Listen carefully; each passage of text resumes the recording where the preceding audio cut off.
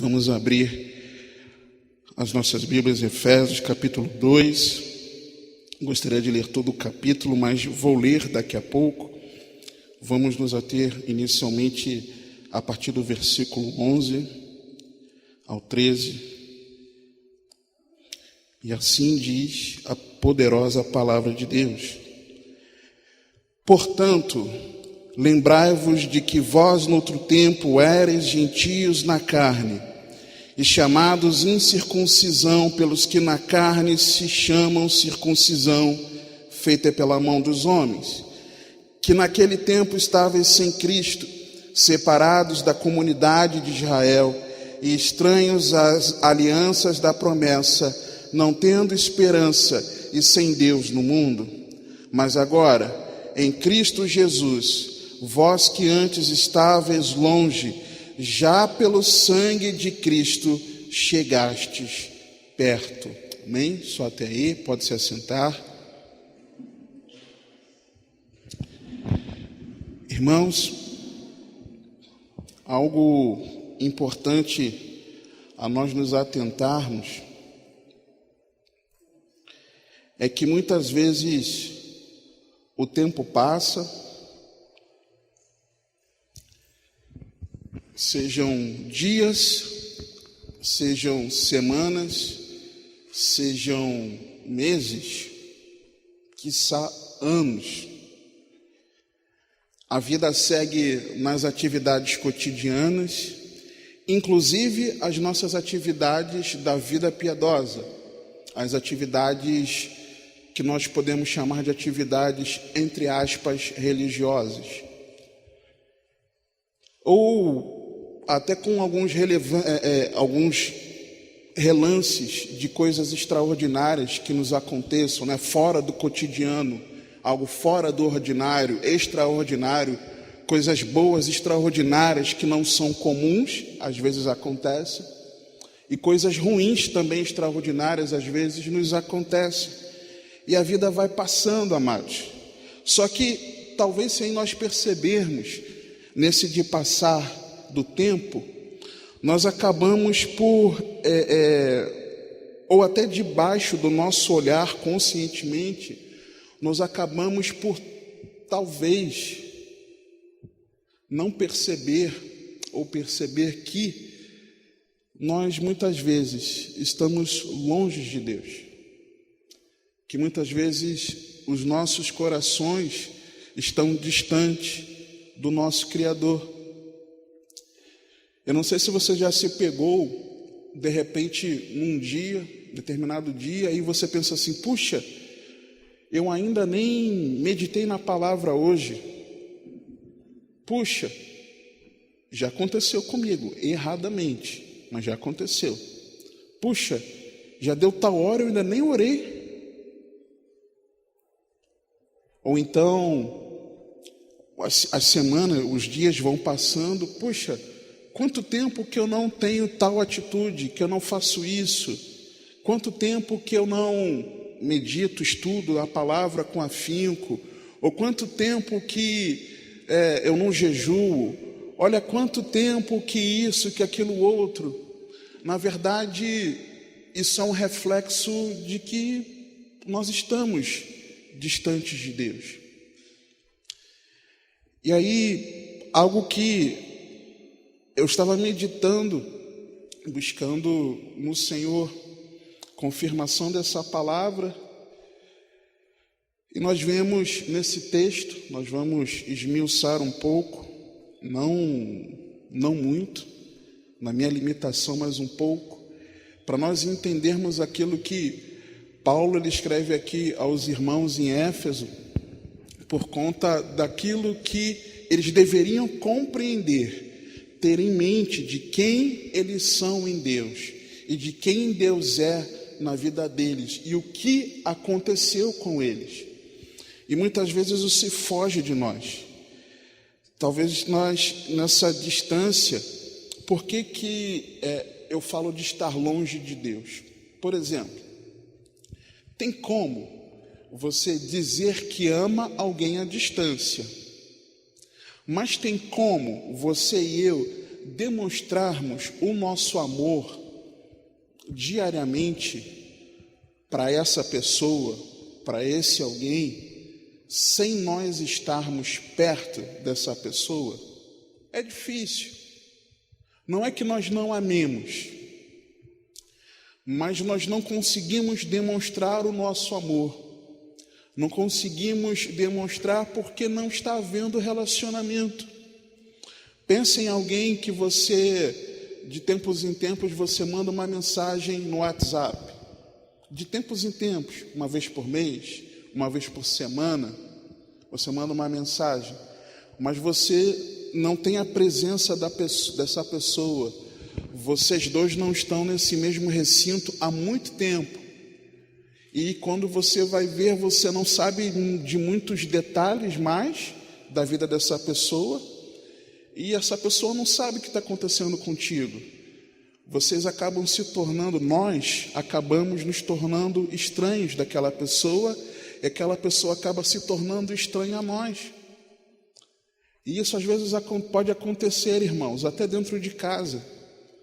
Isso pode acontecer com marido e mulher que vivem naquele cotidiano, na rotina, e sem perceber, não tem mais um tempo de qualidade um com o outro. Isso pode acontecer também no relacionamento com filhos, no relacionamento entre irmãos. Isso pode acontecer até nós congregando aqui, nós não termos um relacionamento com os nossos irmãos, ser aquele algo bem superficial. Oi, tudo bem? Como é que você está? Tudo bem? A paz. Às vezes aquele irmão é um pouco mais retraído, é um pouco mais calado, aquela irmã, mas às vezes não, mas o relacionamento parece que ficou frio, né? Você entende, né? Quando o relacionamento está frio, você percebe que aquela pessoa está falando com você de forma diferente, indiferente à sua pessoa. Você percebe isso, é mal, é ruim. Nós nos sentimos assim e precisamos nos policiar para nós não agirmos assim com as pessoas, de uma maneira geral. Que dirá em relação a Deus? Muitas vezes nós nos acostumamos com as coisas da vida piedosa, da piedade, da vida cristã, da fé cristã.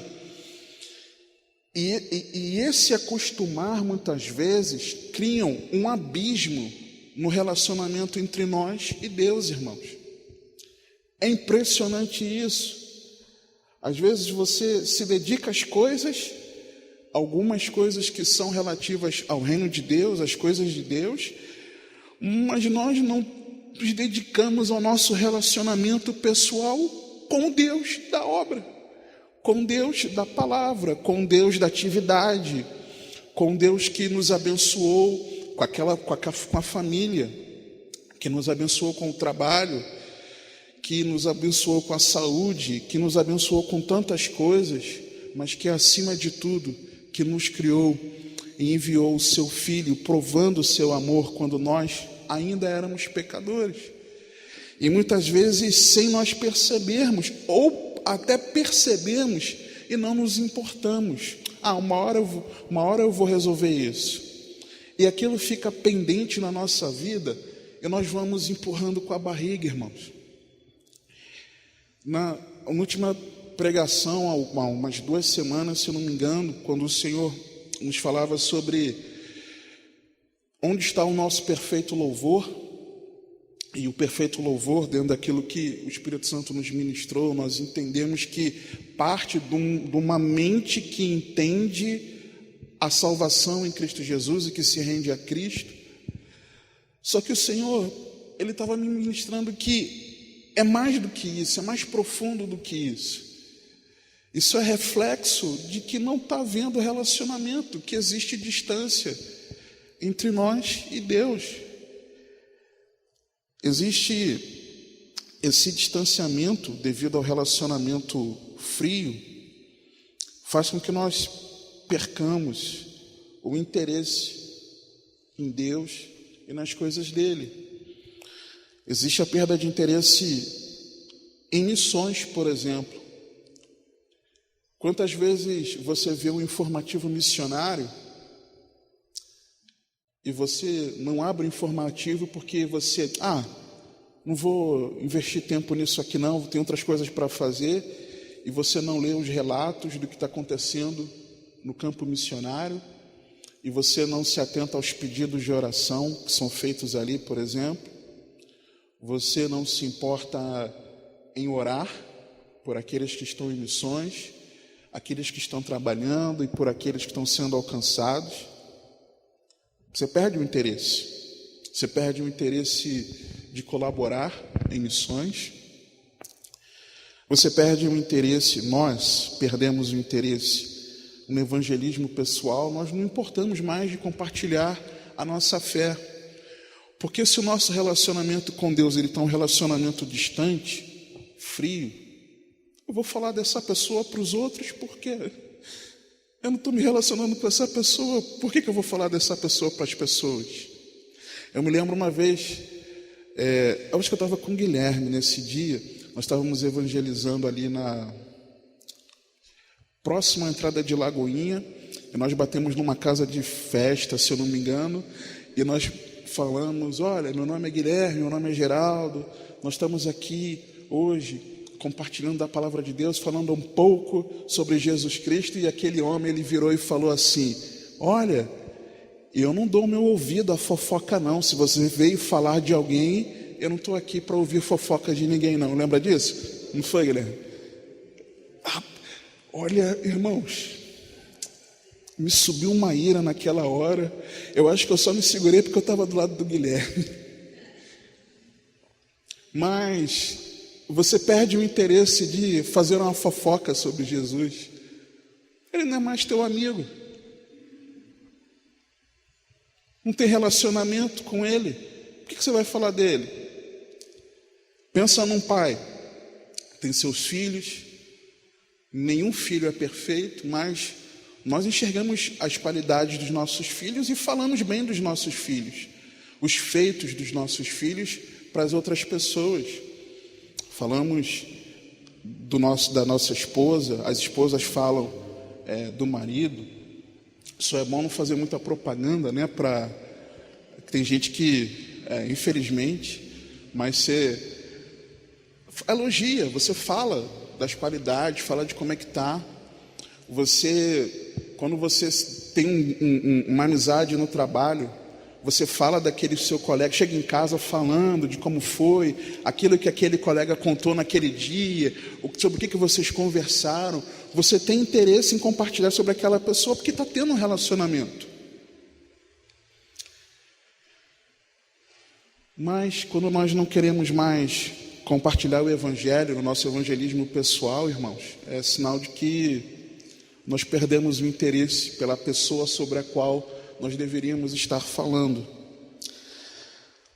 Às vezes a perda do interesse é no serviço na obra de Deus. Nós nos tornamos preguiçosos para trabalhar no reino, naquilo que Deus nos chamou, e deixamos de cumprir o nosso chamado naquilo da forma como Deus nos chamou.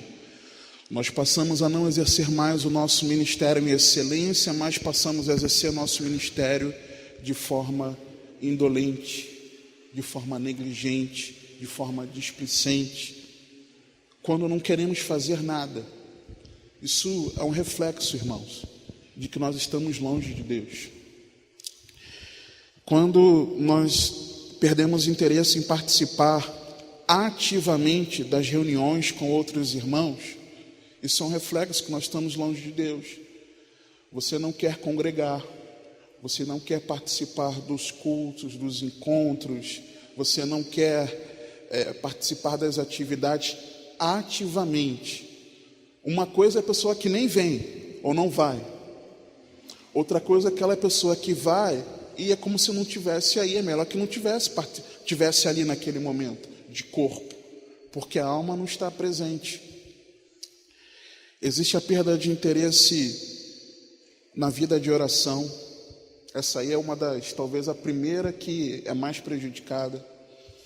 As nossas orações são orações frias, distantes, orações assim, insossas, não são fervorosas. O nosso tempo de oração, ele é bem resumido. Os nossos motivos de oração são bem ali poucos. Nós perdemos o interesse no jejum. Mas para quê? Para que eu vou agradar ao Senhor através do meu jejum se eu estou perdendo interesse por Ele? Há perda de interesse também no louvor. Sobre isso já vimos bastante há umas 2 semanas. A perda de interesse na leitura e na meditação da palavra. Seguir o plano de leitura, você não sabe nem, você nem se digna a abrir o plano de leitura para saber qual é a leitura do dia, que dirá você de fato ler.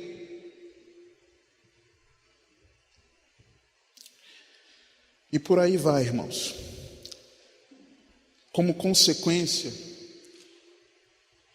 de nosso coração ele estar mais no terreno e não nas coisas celestiais, você sabe o que acontece? Os pecados afloram, irmãos.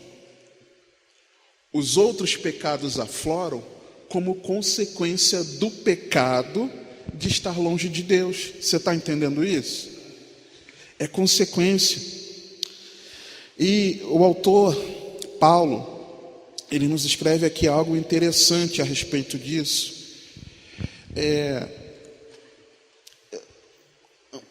Antes de nós lermos, vá comigo por favor em Atos. O Senhor está me fazendo ler com você Atos, capítulo 16.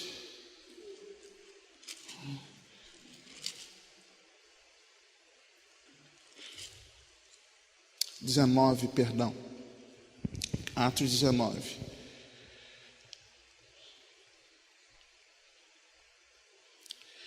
Para nós vermos um pouco daquilo que era quando Paulo chegou a Éfeso. Essa carta, uma carta à igreja em Éfeso. Atos 19, versículo 1, a palavra de Deus diz assim: E sucedeu que enquanto Apolo estava em Corinto, Paulo, tendo passado por todas as regiões superiores, chegou a Éfeso, e achando ali alguns discípulos, disse-lhes: Recebeste vós já o Espírito Santo quando crestes? E eles disseram-lhe: Nós nem ainda ouvimos que haja Espírito Santo. Perguntou-lhes então: Em que sois batizados então? E eles disseram: No batismo de João. Mas Paulo disse: Certamente João batizou com batismo de arrependimento, dizendo ao povo que cresce no que após ele havia de vir, isto é, em Jesus Cristo. E os que ouviram foram batizados em nome do Senhor Jesus. E impondo-lhes Paulo as mãos, veio sobre eles o Espírito Santo, e falavam línguas e profetizavam. E estes eram ao todo uns 12 homens, no início. Então você vê que a experiência de Paulo com aquela igreja, com aqueles irmãos em Éfeso, já foi uma experiência do sobrenatural, da presença ativa de Deus por meio do seu Espírito. Impondo as mãos sobre eles, eles foram batizados no Espírito Santo. E aí o texto continua, o versículo 8. E entrando na sinagoga, falou ousadamente por espaço de 3 meses, disputando e persuadindo-os acerca do reino de Deus. Mas como alguns deles se endurecessem e não obedecessem, falando mal do caminho perante a multidão, retirou-se dele, separou os discípulos, disputando todos os dias na escola de um certo tirano.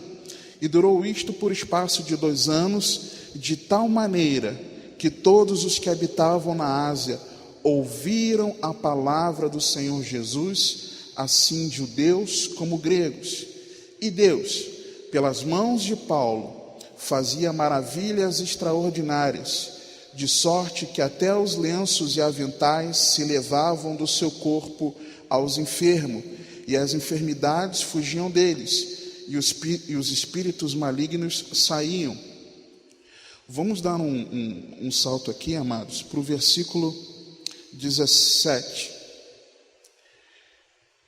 E foi isto notório, e isto é a experiência de uma oposição espiritual, de falsos cristãos querendo, filhos de serva, querendo aparecer ali, foram envergonhados, e o Espírito reconhecia quem era Paulo, e toda aquela situação, a vergonha que os filhos de serva passaram, e o reconhecimento de quem Paulo era, o mundo espiritual reconhecendo quem era Paulo.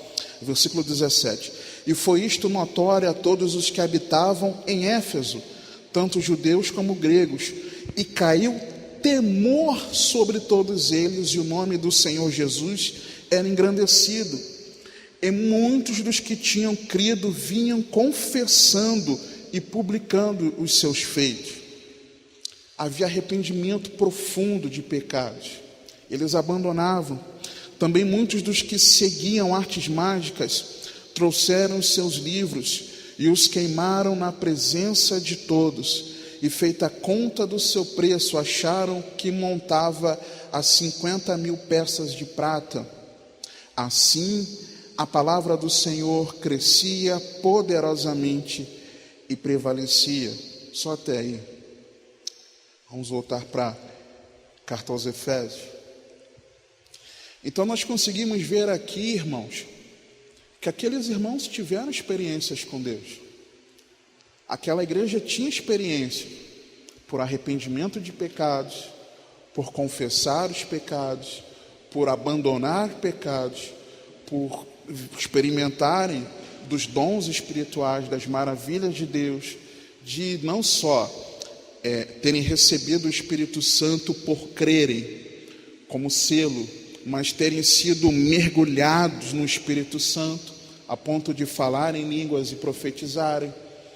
Essa era uma igreja que tinha experiência com Deus, andava perto de Deus. E esse alerta que Paulo faz aqui, não é para outra igreja, é para essa mesma igreja, irmãos. Vocês estão entendendo? Não é para uma igreja que nunca havia conhecido sobre Jesus, mas era para um povo que teve experiências profundas com o Senhor. E aí, irmãos, voltando para o texto aqui, versículo 11, Efésios 2: portanto, lembrai-vos de que vós, noutro tempo, erais gentios na carne, e chamados incircuncisão pelos que na carne se chamam circuncisão feita pela mão dos homens, que naquele tempo estáveis sem Cristo, separados da comunidade de Israel, e estranhos às alianças da promessa, não tendo esperança em sem Deus no mundo, mas agora em Cristo Jesus, vós que antes estáveis longe, já pelo sangue de Cristo chegastes perto.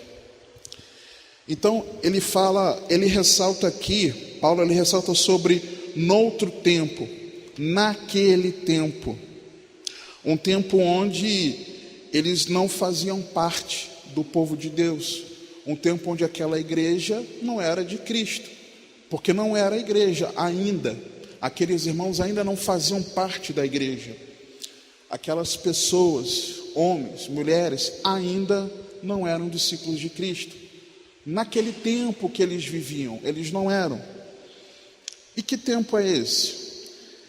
Abra comigo, por favor, Colossenses capítulo 1. Perdão, já que nós estamos... vamos para Colossenses sim. Colossenses capítulo 1.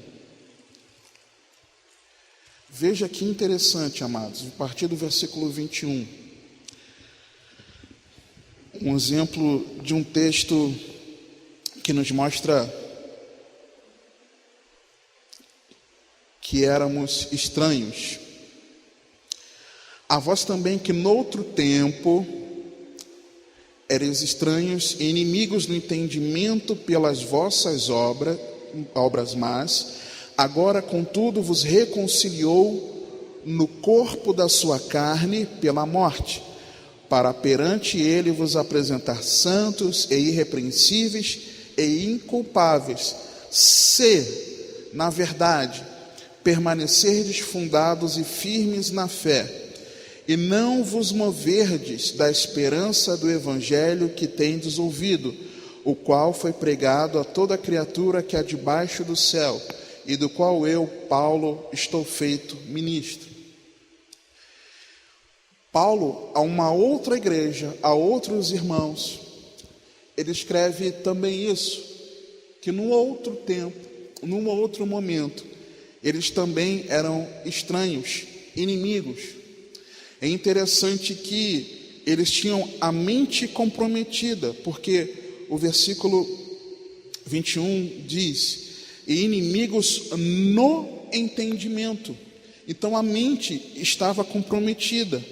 Só que além disso, Paulo ele escreve uma condicional. Quando que nós somos reconciliados no corpo da sua carne? Se, na verdade, permanecerdes fundados e firmes na fé.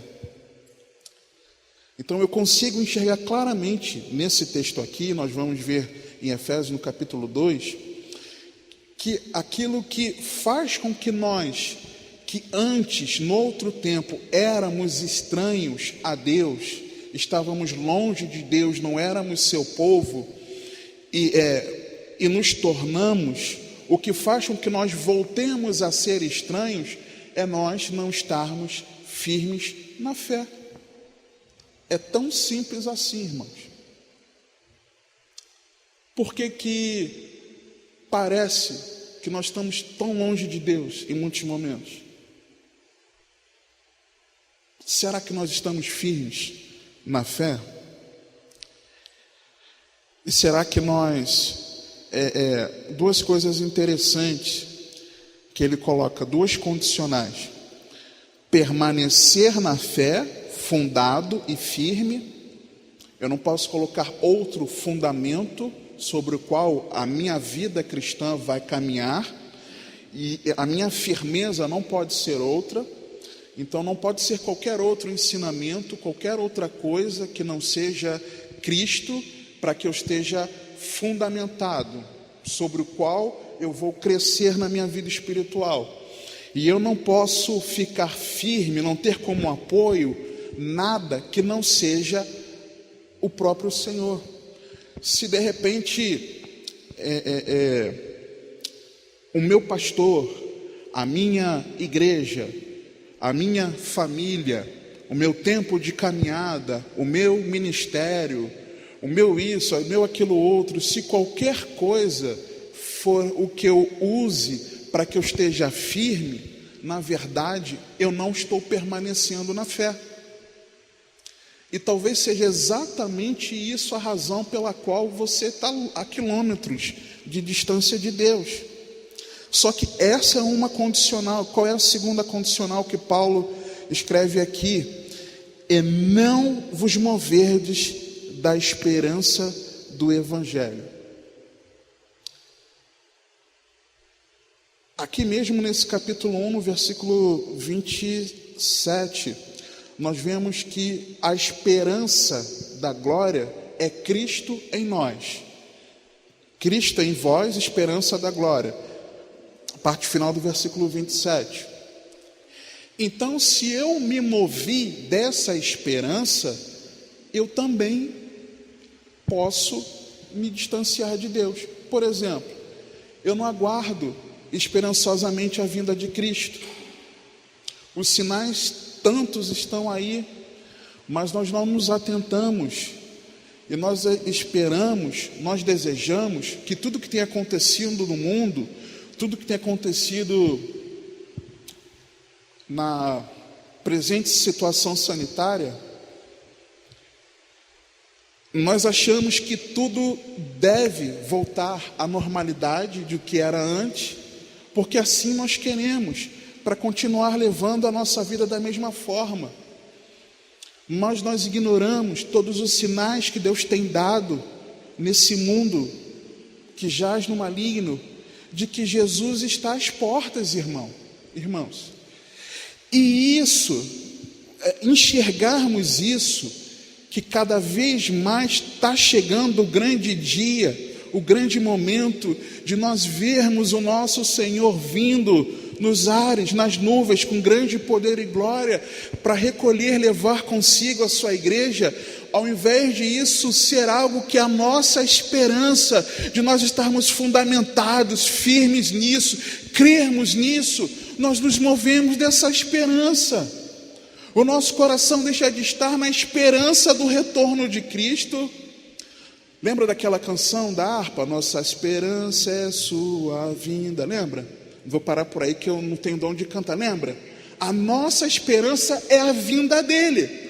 Por quê? Porque ele habita espiritualmente em nós, mas nós estaremos numa presença completa diante dele. Quando ele vier, o veremos como ele é, a semelhança do seu corpo glorioso, que foi ressurreto. Nós seremos, num abrir e piscar de olhos, transformados nesse corpo, ainda que mortos, ressuscitaremos, mas transformados num corpo à semelhança dele, e assim como ele é, nós o veremos. Mas se nós não guardarmos essas esperanças, irmãos, se nós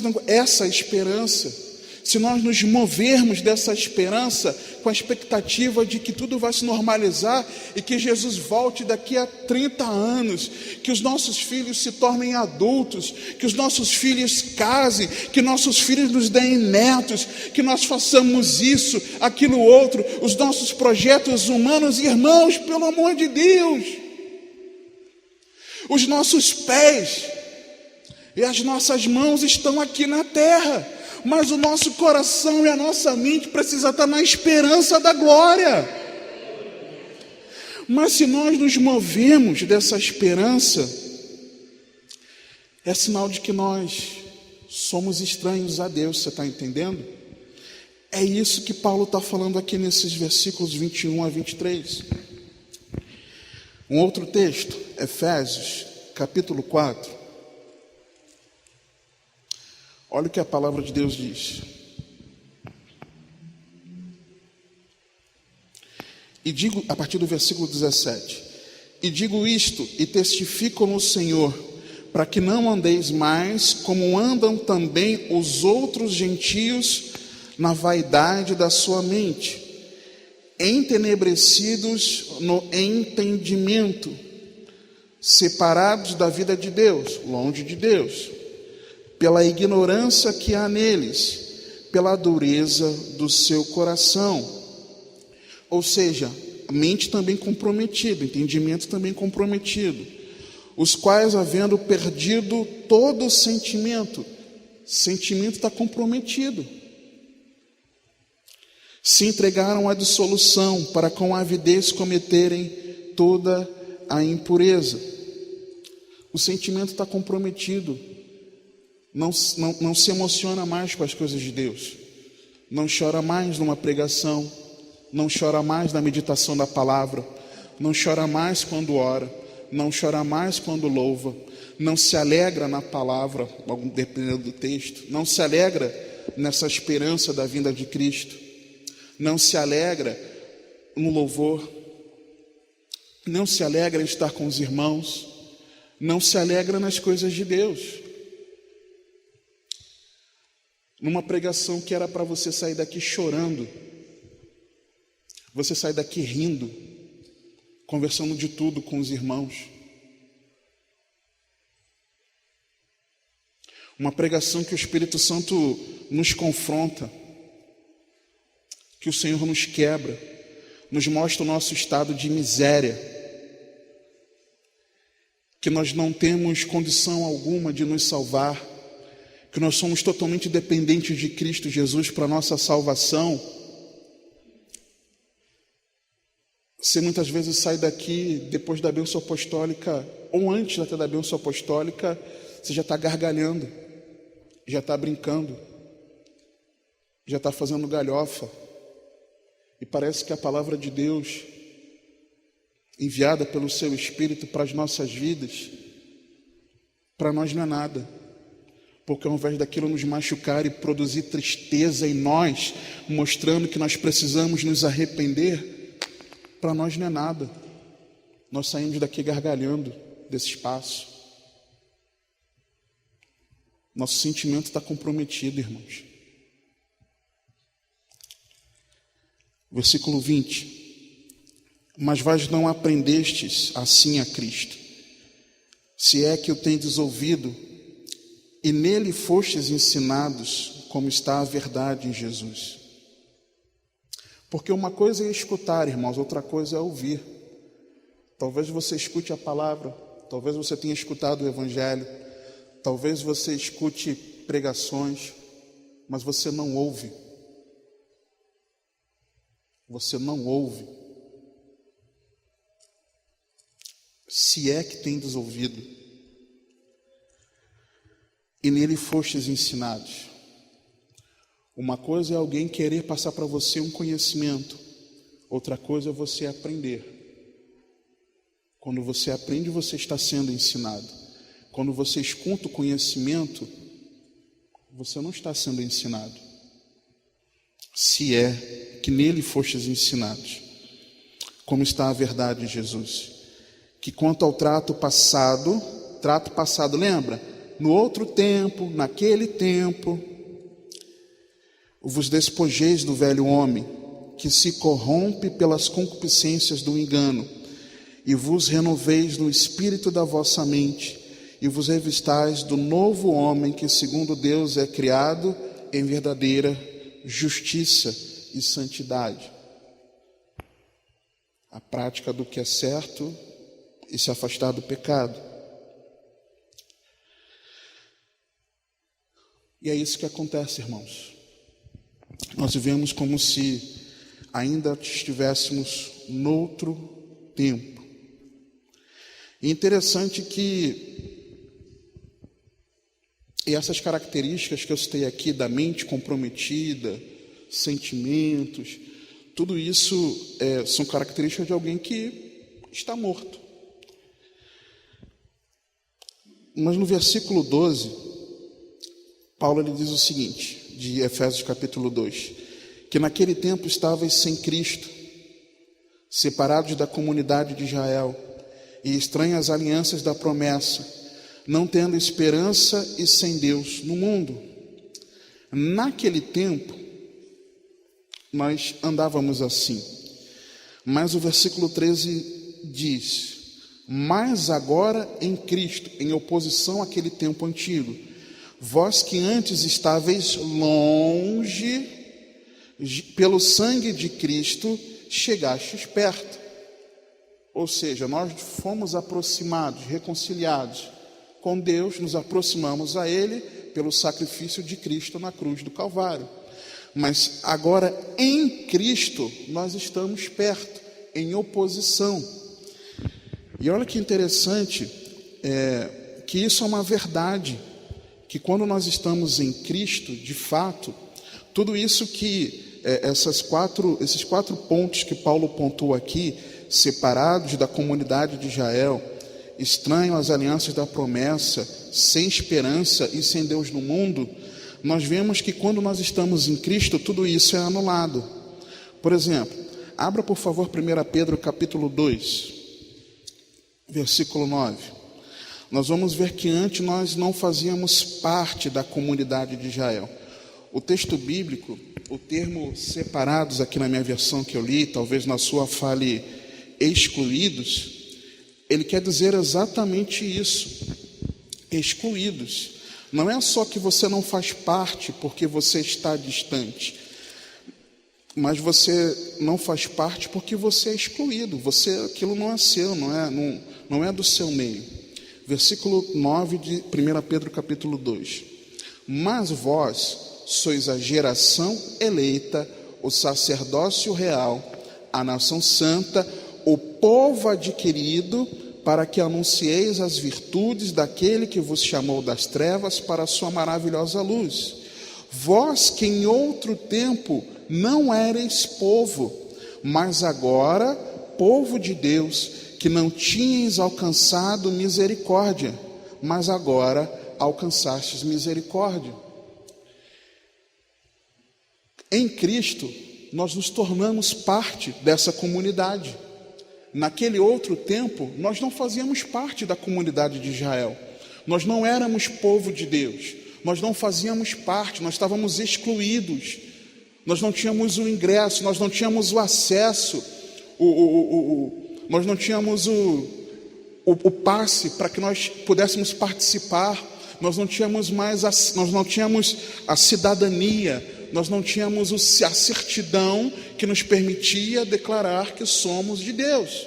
Mas porque nós cremos no nome do Filho de Deus, porque nós cremos no Verbo que se encarnou, nós fomos feitos filhos de Deus. Se cremos,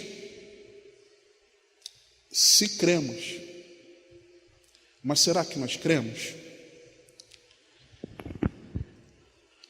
É interessante que esse termo aqui, comunidade, ele aponta exatamente para algo que é uma cidadania.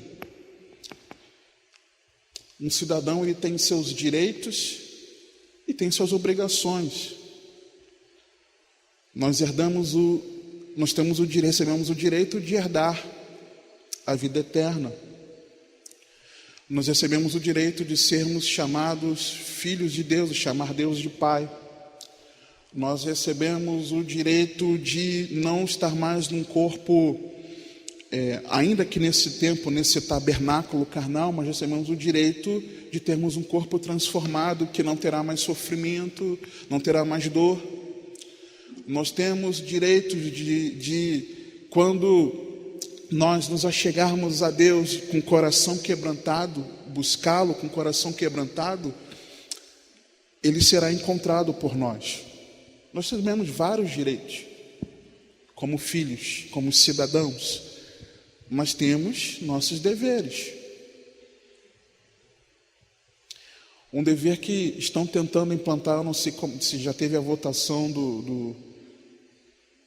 dos deputados, se eu não me engano, é de que no Brasil nós todos seríamos, não sei se já foi votado nas duas casas, derrubando o veto do Bolsonaro, mas recebendo uma obrigação de todos nós recebermos a nossa mordaça, andar permanentemente na rua e em todos os locais que nós estivermos, tirando a nossa casa, assim espero eu. É uma obrigação que estão impondo a nós. É penoso isso, não é? É difícil. Mas a palavra de Deus nos diz em 1 João, no capítulo 5, que os mandamentos de Deus não são penosos, amados. Então, como cidadãos, como povo de Deus, que temos direitos em Deus, mas temos as nossas obrigações de praticar os mandamentos de Deus, não é penoso para nós. Outra característica que Paulo aponta aqui, que nós estávamos estranhos às alianças das promessas. Abra, por favor,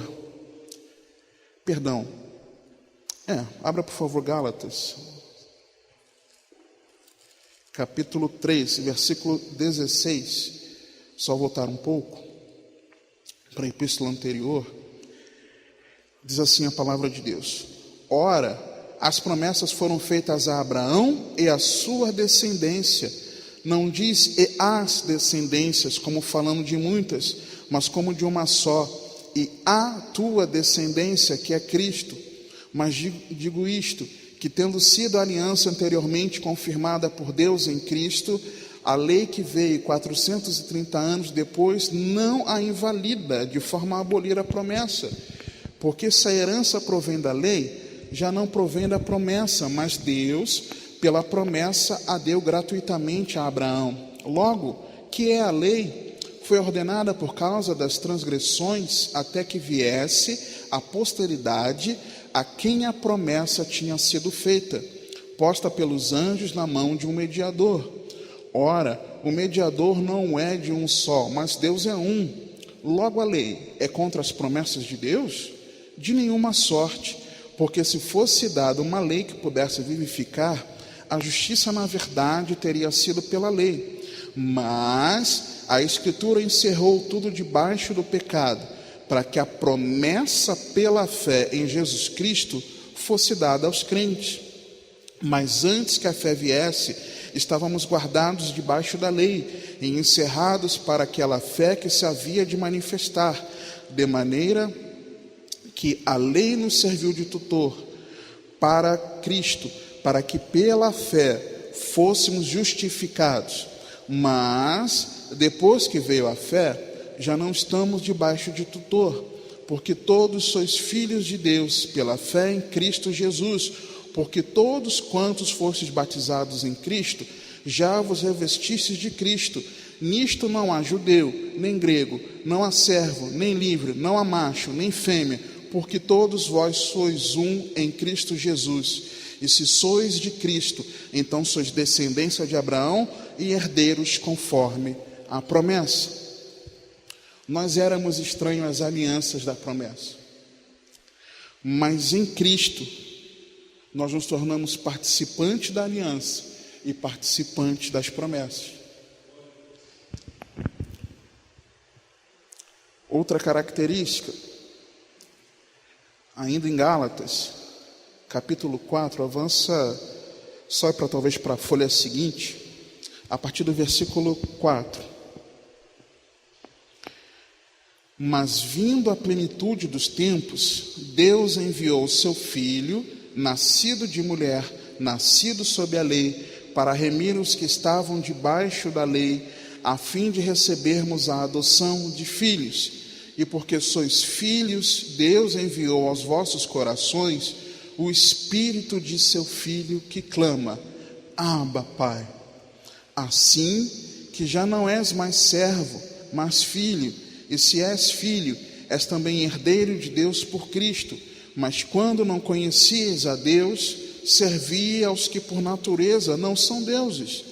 Mas agora, conhecendo a Deus, ou antes, sendo conhecidos por Deus, como tornais outra vez a esses rudimentos fracos e pobres, aos quais de novo quereis servir? Então nós vemos aí que antes nós não tínhamos Deus, mas por conta da remissão dos nossos pecados em Cristo Jesus, nós passamos a ter Deus na nossa vida.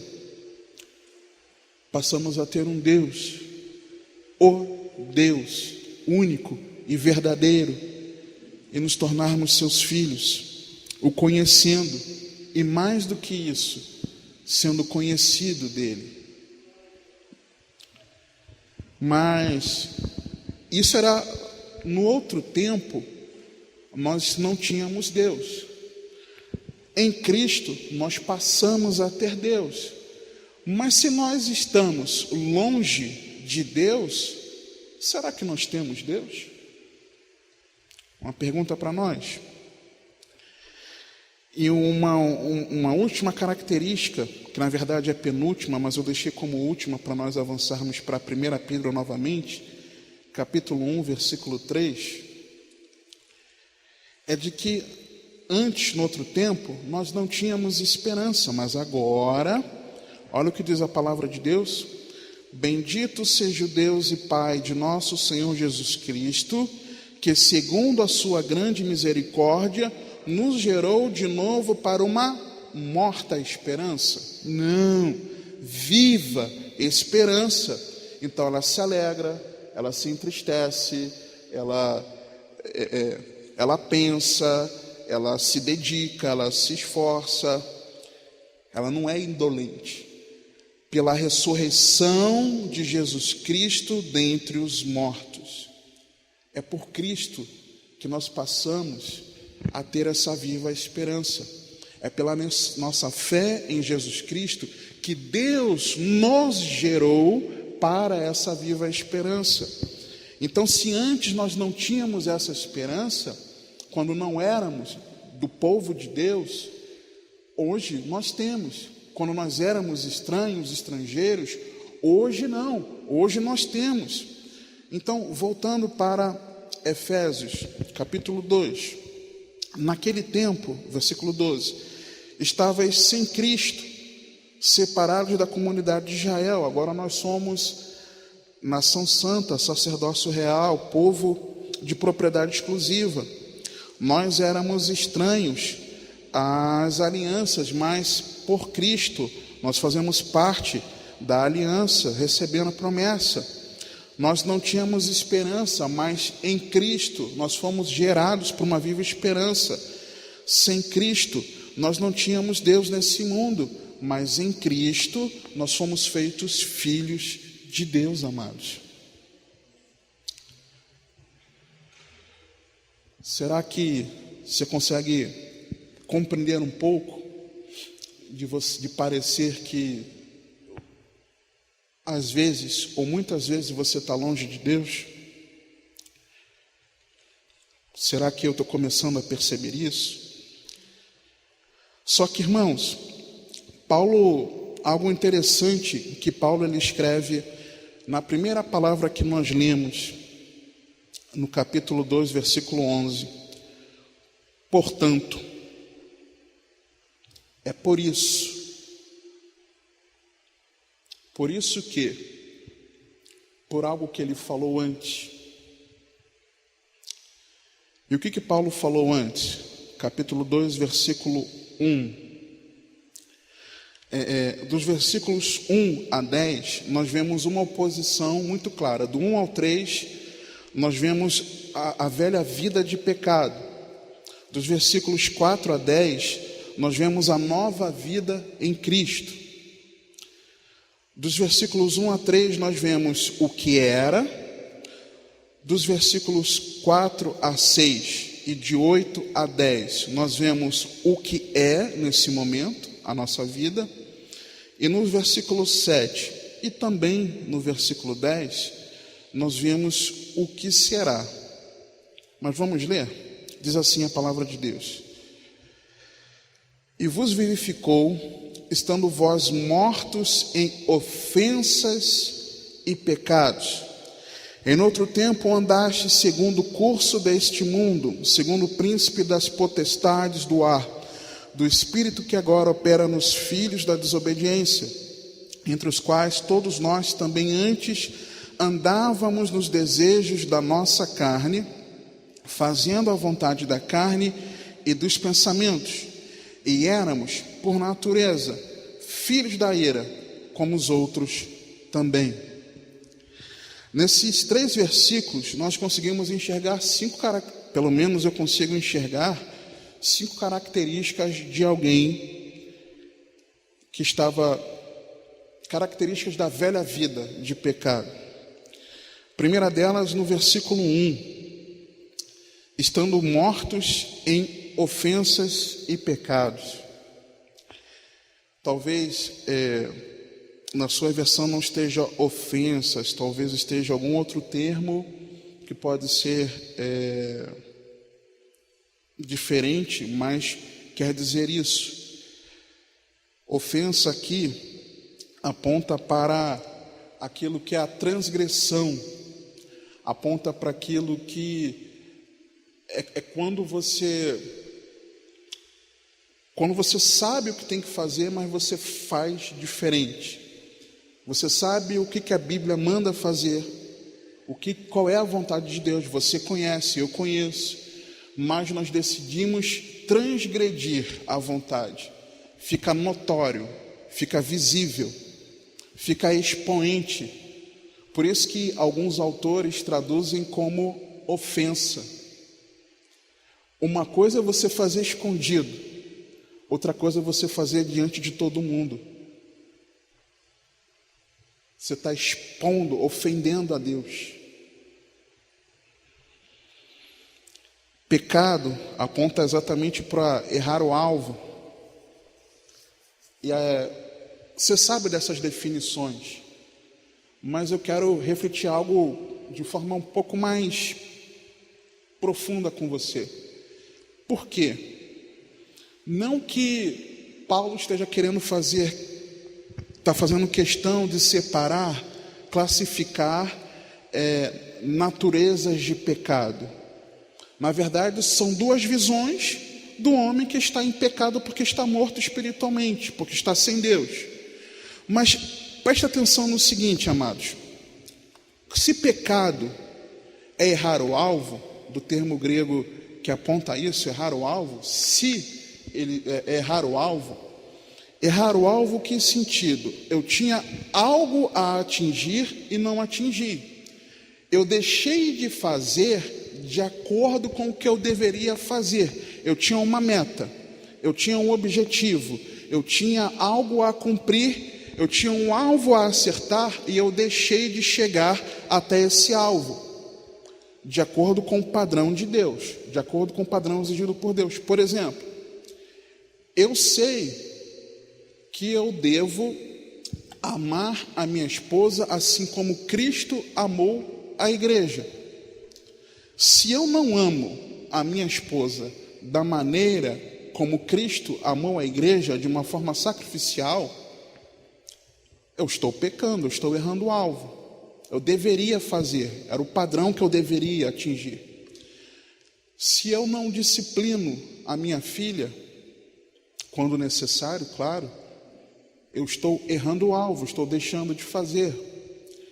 Se eu não faço qualquer coisa no meu serviço de forma preguiçosa, porque o chefe não está vendo, por exemplo, hoje eu não tenho chefe, mas alguém cristão tendo chefe não faz, porque não está vendo, e você está deixando de fazer aquilo que era o esperado, você não está atingindo o alvo, você está pecando também. E por aí vai, irmãos. Então tudo aquilo que você deveria fazer, que é o padrão, e você ou eu não atingimos, nós estamos pecando. Mas nós nunca vamos atingir a perfeição. Eu sei, amados, eu sei, queridos, mas nós devemos buscar crescer à medida de estatura do varão perfeito, a sermos a semelhança de Cristo. Esse é o nosso objetivo. Então, na verdade, não é que a pessoa, por conta das suas transgressões, dos seus delitos, outro termo também, né, para ofensas, no versículo 1, delitos e pecados, é que é por conta disso que a pessoa está morta. Não, é porque a pessoa está morta, é que ela está mergulhada nesses pecados. O pecado de não reconhecer a Deus faz com que ela não tenha o Espírito Santo. Não tendo o Espírito Santo, ela comete toda sorte de pecados. Você está entendendo? Então, a característica de quem está longe de Deus, uma das características dessa velha vida, é porque você está morto, ou eu, morto. Uma segunda característica, versículo 2, sobre o outro tempo, andaste segundo o curso deste mundo, andava de acordo com o mundo, andava segundo o padrão que o mundo estabeleceu. Mas todo mundo faz isso, eu vou fazer também. Lembra aquela bronca da mamãe ou da vovó? Você não é todo mundo. Lembra disso? Nós não somos todo mundo. Nós somos de Deus, irmãos. Nós não podemos andar conforme o curso desse mundo. Nós não podemos tomar a forma, nos conformar com esse presente século, mas nós precisamos nos transformar pela renovação da nossa mente, metanoia. E isso aponta diretamente para arrependimento. Nós não podemos andar assim. Terceira, segundo o príncipe das potestades do ar, do espírito que agora opera nos filhos da desobediência, de acordo com Satanás. Sim, nós somos sem Cristo, sem o Espírito Santo, nós somos influenciados por espíritos malignos, sim. E presta atenção na sua vida. Se você não, eu nunca me esqueço de uma pregação do pastor Alan. Não lembro se foi ano passado, um ano retrasado, sobre um endemoniado gadareno, em que ele pontuou ali, se eu não me engano, 7 características daquele endemoniado gadareno, que se nós olharmos para as nossas vidas, talvez algumas ou muitas daquelas características nós praticamos. Não sei se você se lembra dessa pregação. E isso são características de demônios. Será que as nossas mentes não têm sido influenciadas por demônios? Por aquilo que os demônios fazem, agem, e nós nos alimentamos? Será que nós não temos sido influenciados? Será que aquela prática que você tanto abomina, mas você não tem força para abandonar, será que você não consegue enxergar que tem demônio te aprisionando nisso? Será que você não consegue enxergar que você precisa trocar o governo da sua vida, se rendendo por completo a Cristo, se arrependendo? Uma outra característica, andando no desejo da carne também, versículo 3 na parte A, entre os quais todos nós também andávamos nos desejos da nossa carne, fazendo a vontade da carne e dos pensamentos. Então você ou eu, muitas vezes, se não vigiarmos, andamos conforme o mundo, o padrão do mundo, andamos conforme a influência de Satanás e seus demônios, ou da nossa própria natureza carnal, da nossa carne, fazendo a vontade da carne e dos pensamentos. E uma quinta característica, éramos por natureza filhos, na parte B do versículo 3, e éramos por natureza filhos da ira, como os outros também. Por natureza, por consequência, por resultado da vida que levávamos, ou temos levado, nós fomos gerados para a ira, filhos da ira. Ou seja, sobre nós permanece a ira de Deus, se nós não estamos em Cristo. Só que eu vejo também características da nova vida em Cristo. Versículo 4. Sempre tem Deus na história, irmãos, isso é maravilhoso. Mas Deus, que é riquíssimo em misericórdia, pelo seu muito amor com que nos amou, estando nós ainda mortos em nossas ofensas, nos vivificou juntamente com Cristo, pela graça sois salvos. Então houve a interferência de Deus na história. Deus interveio na história e enviou o seu Filho para morrer por mim e por você. Há interferência de Deus na história individual da vida de cada um de nós, quando Ele envia palavras para nos mexer, para falar conosco, para nos mostrar onde temos errado, para nos mostrar o que é o Evangelho. Deus, Ele interferiu na história do mundo enviando Jesus, mas Deus interfere na minha e na tua história individual, quando nós recebemos a palavra, quando nós recebemos o Evangelho, quando Deus se faz brilhar sobre nós a luz do Evangelho. Então nós vemos que há a interferência de Deus. Louvado seja Deus por isso, a poderosa interferência de Deus.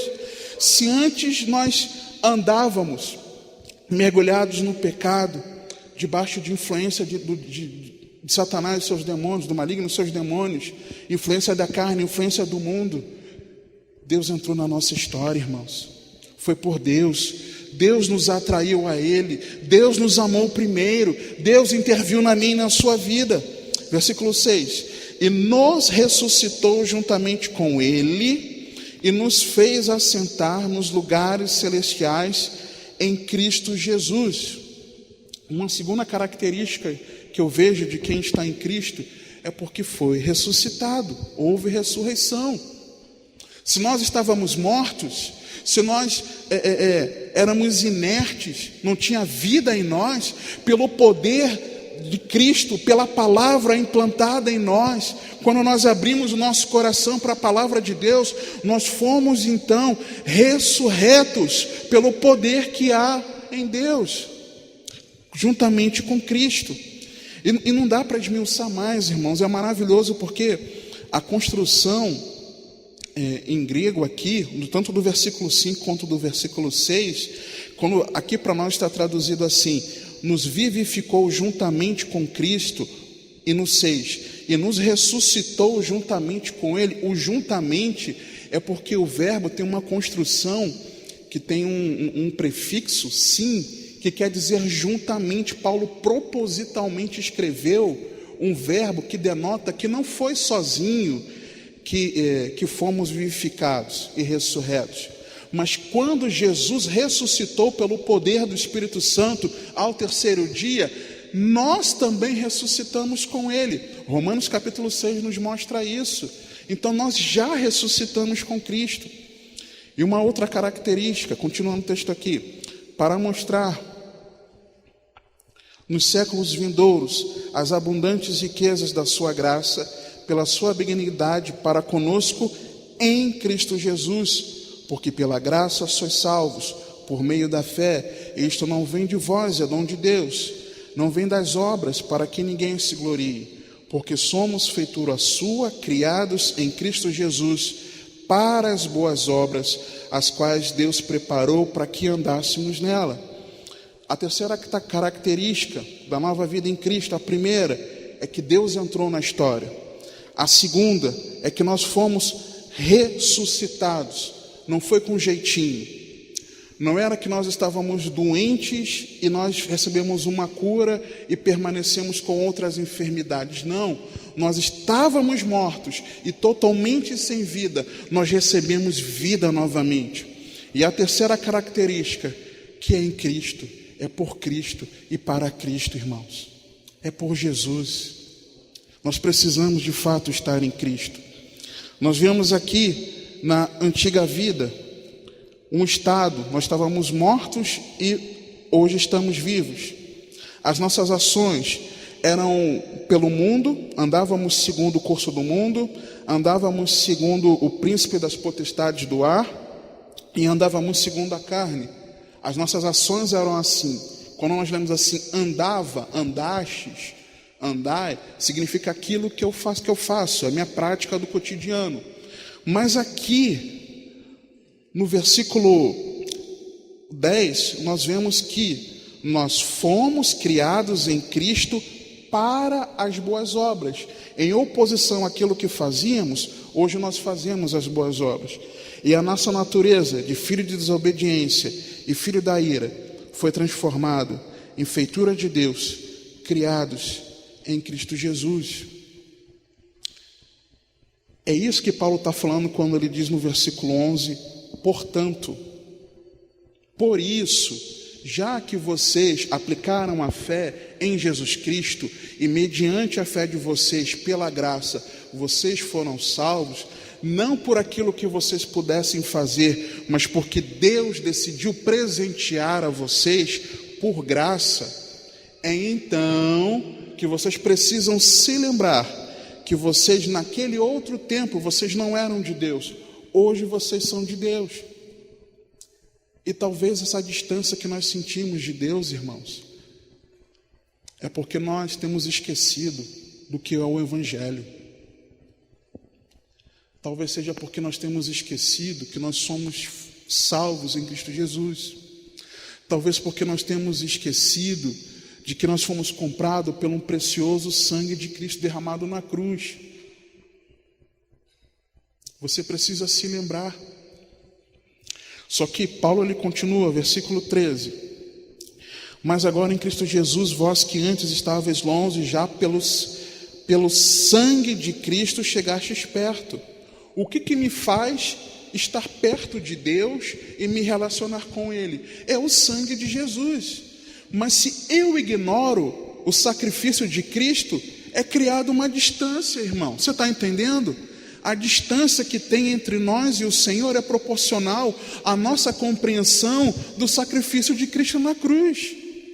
Se nós estamos longe de Deus, se nós não temos tido prazer nas coisas de Deus, é porque de fato nós precisamos entender, compreender que foi por um precioso sangue que Ele nos comprou, que Jesus morreu a nossa morte para que nós vivêssemos a sua vida, porque Ele é a nossa paz, o qual de ambos os povos fez um, e derrubando a parede de separação que estava no meio. Interessante, irmãos, é que é claro que a partir daqui, é claro que Paulo está falando que a rixa que existia entre judeus e gentios, ela é abolida em Cristo Jesus, e Deus junta, por Cristo, em Cristo, junta os dois num povo só, a sua igreja. É claro que o texto está falando disso também, mas o texto está falando que nós não éramos povo, e nós vamos ler na continuação. Só que tem algo maravilhoso aqui, que é o seguinte: porque ele é a nossa paz, o qual de ambos os povos, fez um, e derrubando a parede de separação no meio, que estava no meio. Que parede de separação é essa? Na última pregação, onde está o nosso perfeito louvor, eu comentava a respeito de o que era o templo, que existia o terreno murado, e esse terreno murado, o primeiro local que se entrava era o chamado Pátio dos Gentios. Era onde qualquer ser humano da face da terra poderia entrar, qualquer um. Mas existia um muro, e a partir daquele muro, quem não era judeu, quem não era de Israel, não poderia entrar. Ele ficava alijado de ter acesso. Inclusive nesse muro, ele tinha uma inscrição lá, que eu não sei exatamente qual é, mas estudando eu vi isso, uma inscrição que estava dizendo: se você for gentio e você passar daqui, você vai morrer. Então o gentio não podia passar. E quando Paulo ele faz essa referência aqui, que Jesus derrubou a parede de separação, é uma referência a esse muro que existia do pátio dos gentios. Ou seja, o muro que separava o pátio, os israelitas dos gentios, caiu, literalmente. Na sua carne desfez a inimizade, isto é, a lei dos mandamentos, que consistia em ordenanças, para criar em si mesmo dos dois um novo homem, fazendo a paz, e pela cruz reconciliar ambos com Deus. Nós somos reconciliados com Deus em um corpo, matando com ele as inimizades. E vindo ele, evangelizou a paz a vós que estáveis longe e aos que estavam perto, porque por ele ambos temos acesso ao Pai em um mesmo Espírito. Assim que já não sois estrangeiros nem forasteiros, mas concidadãos dos santos e da família de Deus, edificados sobre o fundamento dos apóstolos e dos profetas, de que Jesus Cristo é a principal pedra da esquina, no qual todo o edifício, bem ajustado, cresce para templo santo no Senhor, no qual também vós juntamente sois edificados para a morada de Deus em espírito. Antes nós estávamos longe de Deus, hoje Ele habita em nós, irmãos. Você está entendendo? Mas quando que nós vamos viver isso, se nós compreendemos que foi pelo precioso sangue de Cristo? Interessante que nós temos hoje um acesso ao Pai. Eu falei para você que o versículo 14, ele faz uma menção direta ao muro do pátio dos gentios que separava. Mas também existia, logo em seguida do pátio dos gentios, depois desse muro, existia o pátio o pátio das mulheres israelitas, onde as mulheres ficavam. Prosseguindo dali, elas não poderiam ficar. E eu consigo ver que existia uma distinção entre a mulher e o homem. A mulher não era considerada no mesmo nível espiritual que os homens. E quando eu enxergo aqui no versículo 19, assim que já não sois estrangeiros nem forasteiros, mas concidadãos dos santos e da família de Deus, eu vejo que essa barreira foi quebrada. Porque às vezes a mulher dentro da nossa família, talvez nós enxerguemos não tão espiritual, aquela pessoa próxima a nós. Talvez muitos homens, aqueles que se achegaram a Cristo, pensam que tem uma proeminência na sua vida espiritual, ou que as suas esposas, ou as mulheres de uma forma geral, não só as esposas, mas as mulheres de uma forma geral não são espirituais. Aqueles que rejeitam da mulher atuante na obra de Deus. Não estou falando de pastorear uma congregação, mas uma mulher atuante na obra de Deus, rejeito. O lugar de mulher, né, é reservado para determinadas coisas, o pensamento de alguns. Quando eu vejo também, depois desse pátio das mulheres, existia um outro muro, que era o pátio onde os homens israelitas ficavam. E depois desse pátio dos homens israelitas, existia um outro muro que dava acesso ao pátio dos sacerdotes, onde só os sacerdotes iam ou quem ia naquele momento sacrificar, e a partir dali acesso ao templo. Quando eu leio aqui, irmãos, versículo 21, no qual todo o edifício bem ajustado cresce para templo santo no Senhor, eu consigo enxergar que qualquer pessoa que estiver em Cristo tem acesso direto ao Senhor. Não apenas pode chegar ao templo, mas ele, juntamente com os irmãos, se tornaram uma nova criação, e como nova criação estão sendo edificados, crescendo como templo para o Senhor. Não existe mais essa separação. Mas será que nós vamos permanecer longe de Deus, distantes de Deus? Será que no outro tempo é algo que ficou no passado, e por ter ficado no passado, nós queremos retornar para esse tempo antigo e nos esquecemos de tudo que tem acontecido? Agora, o que fazer, irmãos? O que fazer? Como nos aproximarmos de Deus? Como nos aproximarmos de Deus? Versículo 11. Portanto, lembrai-vos. Se lembre de que você foi resgatado em Cristo Jesus. Lembre que foi pelo precioso sangue de Jesus derramado naquela cruz que hoje você e eu temos um novo acesso, um novo e vivo caminho diante de Deus. Amém? Vamos orar.